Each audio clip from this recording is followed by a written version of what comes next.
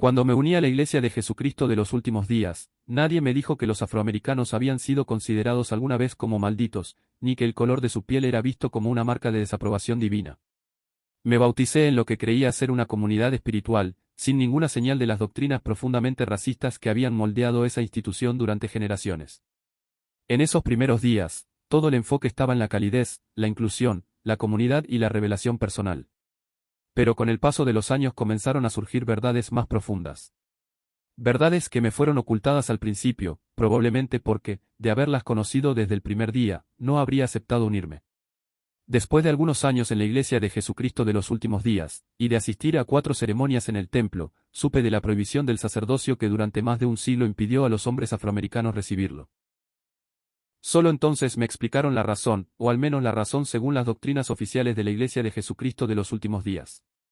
Me hablaron de una maldición. De una desobediencia antigua. De linajes. Y del color de la piel como un signo de imperfección espiritual. Cuanto más me involucraba, más empezaban a emerger estas explicaciones. No como verdades transparentes presentadas a los conversos, sino como revelaciones graduales, justificadas espiritualmente, que mantenían ocultas las partes más inquietantes de la historia de la Iglesia hasta que uno ya estaba emocional y espiritualmente comprometido. Recuerdo claramente cómo en América Latina escuché a personas dentro de la Iglesia decirme que las acciones del presidente de los Estados Unidos eran inspiradas por Dios. Y no en términos generales. Estas eran personas que creían que la voluntad divina se manifestaba a través de decisiones políticas, y que sostenían doctrinas racistas como verdades espirituales. Me hablaron de la maldición sobre las personas negras como si fuera un hecho establecido. Como una verdad fundamental que simplemente no me habían explicado todavía. Y entonces llegó uno de los momentos más reveladores y perturbadores, me dijeron, indirectamente, que las personas negras, al ser resucitadas, ya no serían negras. Esa idea, tomada sola, podría sonar absurda para alguien ajeno a la historia de la Iglesia.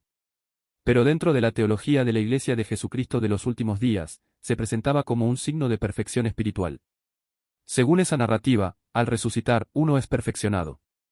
Y si perfeccionarse implica tener piel blanca en lugar de negra, la implicancia es clara, la negritud es considerada una imperfección. No hacía falta que lo dijeran de manera explícita, porque la estructura de la creencia misma lo afirmaba.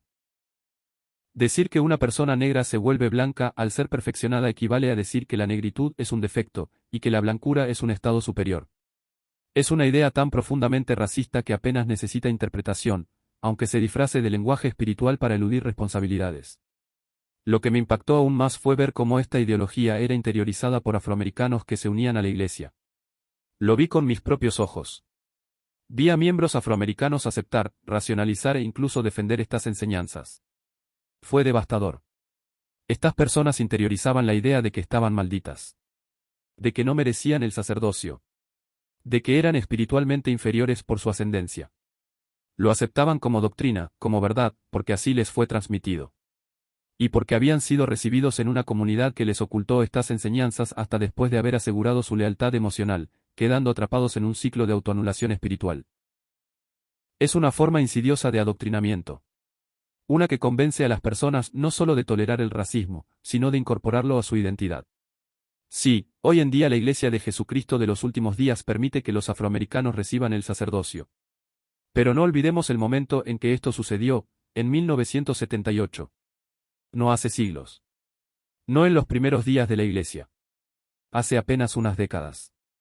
Y no fue producto de un despertar moral. Fue consecuencia de una presión social y política enorme, en un momento en que las doctrinas racistas estaban frenando el crecimiento de la Iglesia, especialmente en América Latina y África. Hay razones fundadas para creer que esta decisión estuvo motivada por preocupaciones económicas e institucionales, no por una revelación espontánea proveniente del cielo. Cuando se tomó la decisión en 1978, provocó tanta división entre los miembros que surgieron nuevas iglesias que se separaron de la Iglesia de Jesucristo de los Últimos Días. Una de ellas es la Iglesia Restaurada de Jesucristo de los Santos de los Últimos Días. Ellos conservaron las doctrinas antiguas, incluyendo la prohibición del sacerdocio para las personas negras. Consideraron que la revelación de 1978 era falsa. Ese solo hecho debería demostrar cuán profundamente estaba el racismo arraigado en el ADN espiritual de la Iglesia. Para muchos, permitir que los negros recibieran el sacerdocio era tan inaceptable que se interpretó como apostasía. También es fundamental recordar que la Iglesia de Jesucristo de los últimos días no mantenía esas creencias simplemente por ignorancia histórica. Incluso después de la abolición de la esclavitud en los Estados Unidos. Incluso durante el movimiento por los derechos civiles. La Iglesia de Jesucristo de los últimos días se aferró con firmeza a sus doctrinas racistas. Luchó por defenderlas, justificándolas con argumentos teológicos, declaraciones proféticas y decisiones políticas. Mientras otras iglesias empezaban a confrontar su historia y a cambiar, la Iglesia de Jesucristo de los últimos días consolidaba aún más su teología de exclusión. Hoy la Iglesia intenta mostrarse como una institución inclusiva. A los afroamericanos se les permite recibir el sacerdocio. Los matrimonios entre personas de diferentes razas ya no son condenados oficialmente. En apariencia, se ha avanzado. Pero debajo de esa apariencia, las viejas doctrinas todavía persisten. En algunas congregaciones, especialmente fuera de Estados Unidos, todavía se dice, a veces de forma indirecta, a veces de manera explícita, que el color de la piel de los afroamericanos es el resultado de una maldición heredada. Se les dice que su negritud tiene una explicación espiritual, una causa divina. Y que los marca como diferentes dentro de la fe. Y sigue existiendo la cuestión de la resurrección. Incluso hoy he conocido personas que creen, como doctrina, que cuando los individuos negros resuciten, ya no serán negros.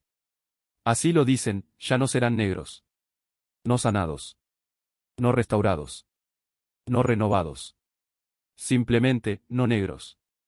Esa expresión, por sí sola, arrastra siglos de prejuicio racial disfrazado de verdad divina. Resucitar en perfección, según esta teología, es ser blanco.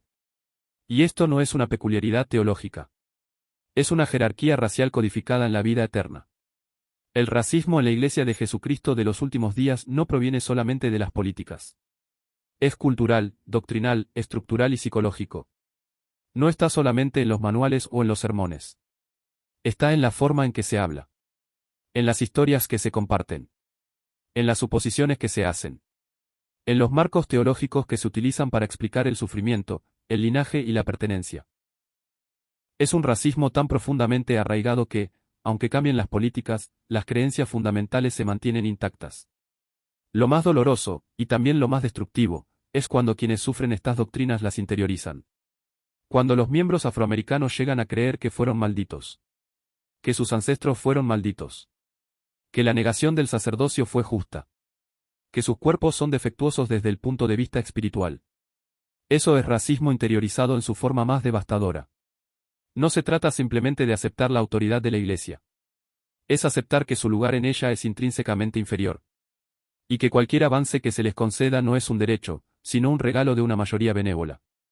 Incluso mientras intenta modernizar su imagen, la Iglesia de Jesucristo de los últimos días sigue negándose a condenar explícitamente las doctrinas racistas de su pasado.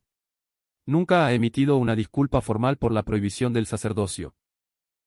Nunca ha declarado falsas las enseñanzas sobre la maldición de Caín ni la idea del color de piel como castigo divino. En su lugar, ha relegado esas ideas a la categoría de interpretaciones del pasado o opiniones de líderes anteriores, sin reconocer que durante más de un siglo fueron enseñadas como verdad divina. Este no es solamente un problema histórico.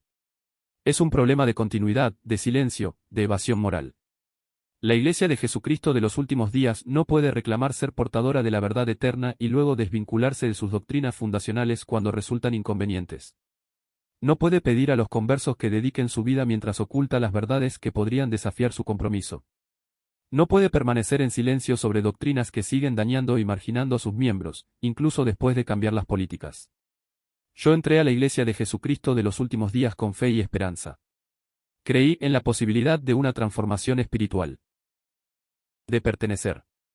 Pero lo que encontré fue una narrativa cuidadosamente controlada. Una que pospuso las verdades más duras. Una que contaba con mi inversión emocional para pagar mis objeciones morales. No me hablaron de la maldición sobre la piel negra hasta que ya era difícil marcharme. No me dijeron que la resurrección me volvería blanco hasta que ya había sido condicionado para verlo como una bendición, no como una ofensa. No me hablaron de la creencia en la inspiración divina del presidente de los Estados Unidos hasta que estuve rodeado de voces que trataban esas ideas como revelación espiritual. Es increíble hasta dónde puede llegar el racismo interiorizado, especialmente cuando se reviste de lenguaje espiritual y se presenta como verdad eterna. El daño no es solo doctrinal. Es personal. Es emocional. Es generacional. Socava la autoestima, distorsiona la identidad y perpetúa desigualdades que no se corrigen simplemente cambiando políticas o publicando declaraciones vagas. Lo que se necesita es responsabilidad, transparencia y un rechazo absoluto de las ideologías que tanto daño causaron. Todo lo demás no es arrepentimiento. Es estrategia de relaciones públicas. Lo que describo no es un secreto. Está bien documentado, profundamente arraigado y sigue afectando a las personas hoy. La verdadera pregunta no es si la Iglesia de Jesucristo de los últimos días cambiará. Es si alguna vez dirá la verdad. Porque mientras no lo haga, ninguna inclusión superficial podrá borrar los cimientos que fueron construidos sobre la exclusión. Y ninguna resurrección, ni literal ni simbólica, será suficiente para limpiar una teología que equipara la negritud con la imperfección.